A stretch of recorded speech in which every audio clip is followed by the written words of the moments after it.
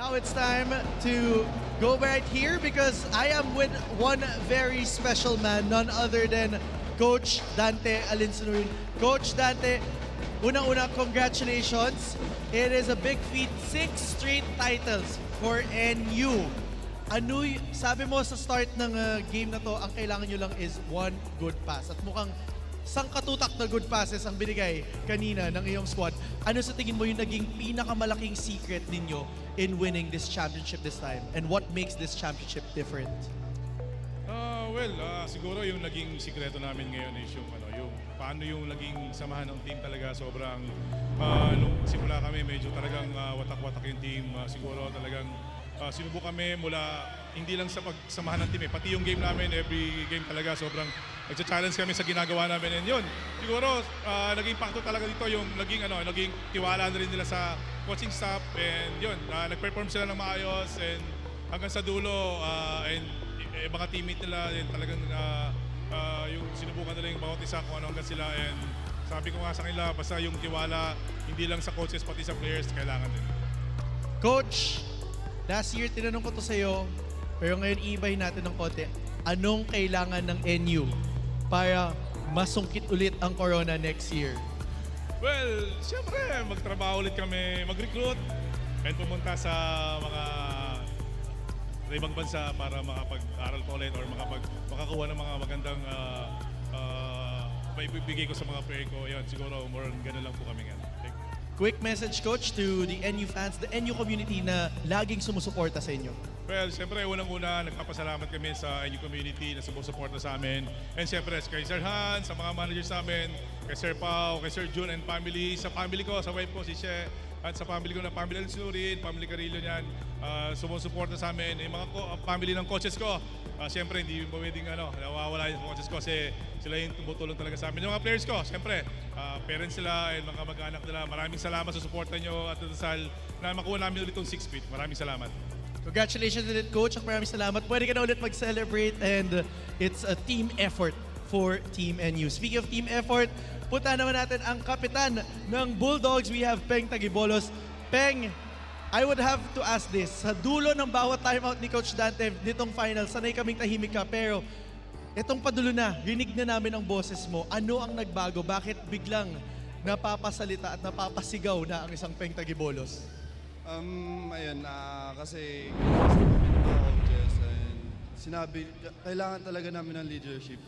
Kasi kailangan namin mag-step up kasi medyo nag-struggle kami nung patapos na season. Parang ang hirap sobra and walang nag-step up sa amin. Kaya masaya lang din kami na nag-step up kami. Hindi lang ako, pati yung mga kasama ko, mas nakinig sila sa akin. Yung pride namin, ibinaba namin para sama-sama kami at isa lang yung daan na pinupuntahan namin. Peng, isang mabilis na tanong. Matagal ka ng bahagi ng Bulldogs. Ano yung bago or ano yung kakaiba para sa'yo sa championship na ito? Siguro yung bago yung pressure ng pagiging captain. Kasi parang bago ako dito, nakafocus kami nung nakaraan sa national team din. Biglang nag-click na ako pala yung captain. So yun, parang dinala lang namin yung turo ng mga seniors namin and mga kuya namin, hindi kami pinabayaan, sinuportahan nila kami, binigyan nila kami ng payo. So ayun, maraming salamat sa mga kuya namin. Congratulations ulit, Peng. Maraming salamat. Pero any quick message to the NU community, to all the fans who have been supporting men's volleyball? Ayun, sa NU community, maraming salamat sa inyo. Kung hindi sa inyo, hindi namin mabibigay yung best namin. Alam namin sinusuportahan nyo kami kahit sa live, kahit sa mga bahay nyo. Maraming salamat sa inyo. Love you all. Maraming salamat, Peng. Now, we head on over sa isang taon na naging anchor ng NU. Napakabatang career for you, Greg. Pero you are now a 2-time champion in the UAAP.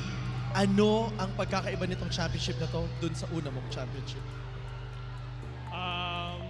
Siguro yung last season, nakasalalay pa ako sa kung ano yung gustong pagawa ng coaches. Pero ngayon, sabi sa akin ni Coach Dante, hindi naman pwedeng gano'n na lang palagi.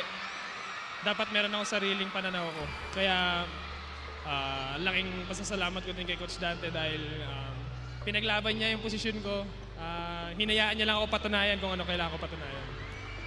kitang-kita naman namin na inangkin mo na yung pagiging main setter ng NU. Pero ito, ano pang pwedeng asahan sa iyo ng mga nanonood at sumusuporta sa Bulldogs? And syempre sa lahat ng sumusuporta sa iyo. Siguro more improvements pa rin pagdating sa paglalaro. And syempre more championships. Hopefully. Ayun lang po. Titingnan natin, Greg, next season kung mangyayari ngayon. Pero ito, quick message sa iyong mga supporters, mga fans ng NU. Maraming salamat po sa walang sawang pagsuporta po para sa NU Men's Volleyball Team. And salamat din sa parents ko nandito nanonood. Ayan. Pati yung mga kapatid ko, ewan ko, nasan sila eh. Nasa ibang section sila eh. Ayan, maraming salamat po sa lahat na sumusuporta po sa NU Men's Volleyball Team. Thank you po. Yun naman. And congratulations ulit, Greg, and to the whole NU community.